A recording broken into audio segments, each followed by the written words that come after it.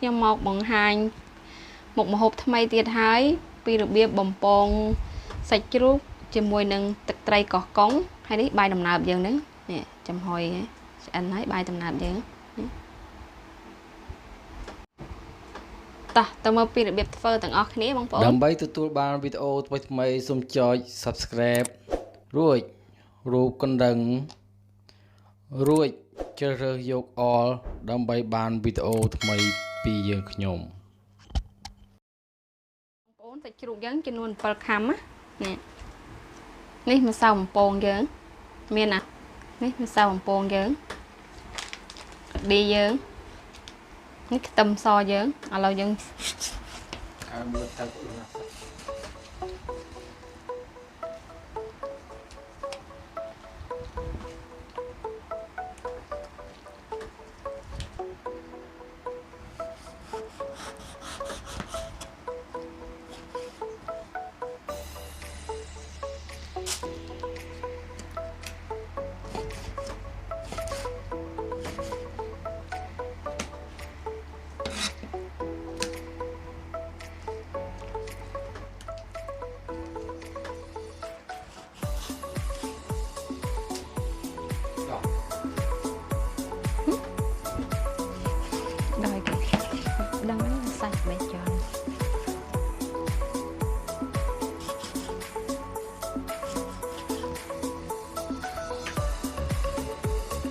សាច់យើងហាន់ចឹងហើយឥឡូវយើងចាប់ដើម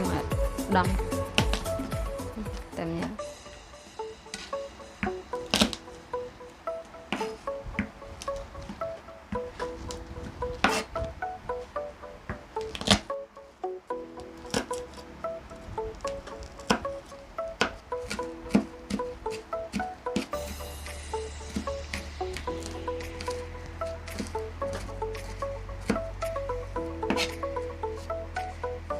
តាមទៅយើងដាក់ចូលមួយសាច់ចឹងហ្នឹងទៅ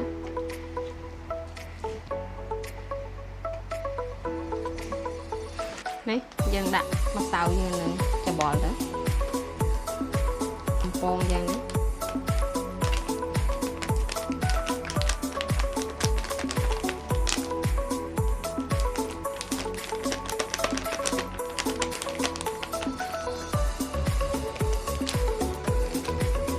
តាមទៀតយើងដាក់រ៉ឺឌីយើងតិចទៅ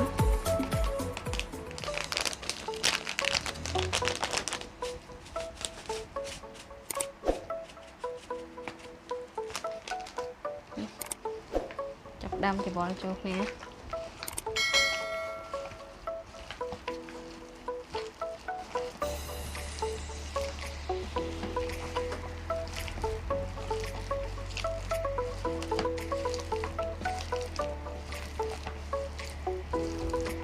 យើងថែមទឹកបន្តិចទៅដើម្បីវាចូលជាតិគ្នា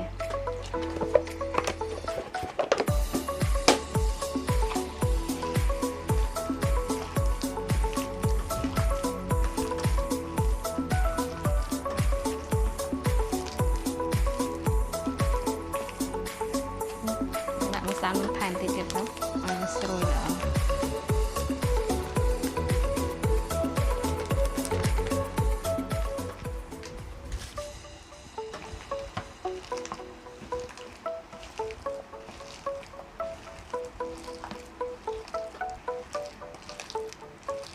នេះយើងច្បល់ចូលគ្នាឲ្យវាចូលជាតិរួចហើយយើងផ្អាប់វាទុកប្រហែល 4-10 នាទីសិនណា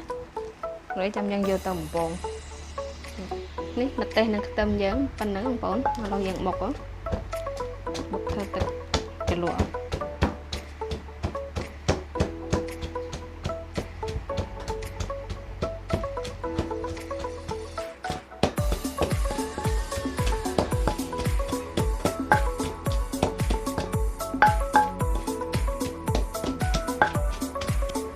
อซอเยอะจะนวนปีหลับเปรียบาย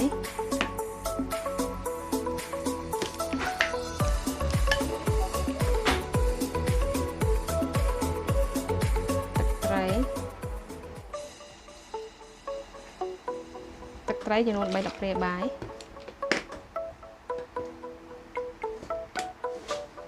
ตำเตี้ยตึกไม่ยังนั้น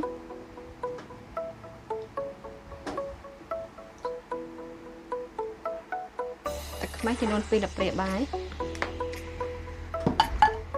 ตำเตี้ยนี้ตึกมาเตะยังนั้น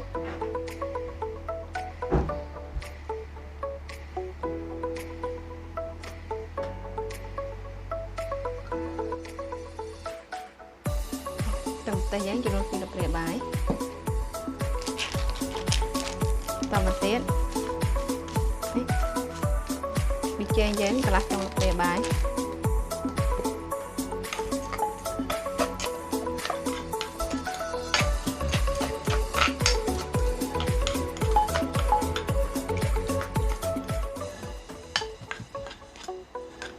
tầm tiết yang ba đã chạm rồi mà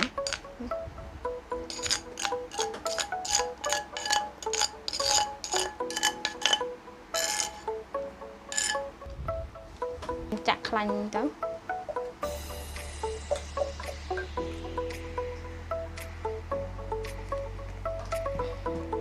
mà nóยังตกคลันยังไงบุกไปกระดาวสินนี่ใส่เยอะคลันยังกระดาวấyนี่ยังđặt trong trăm trồn thì có ở chuối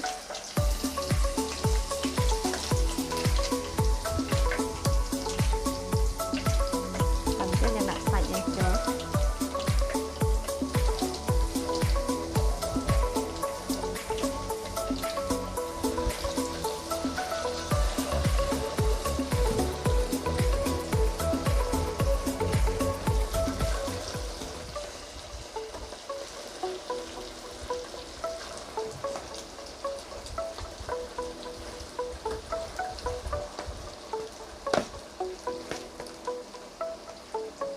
นี่เรา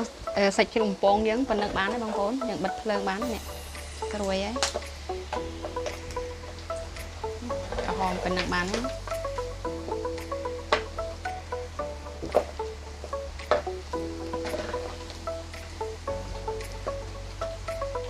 นี่บ้านไหนยังสร้างไว้บ้านไหนบางคน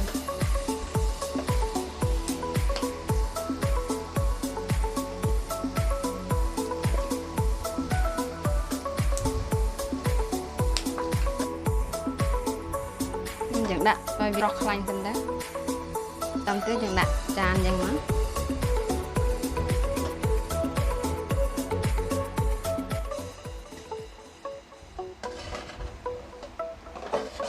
ตำอย่างนั้นยังโรยไปเลยเถอะ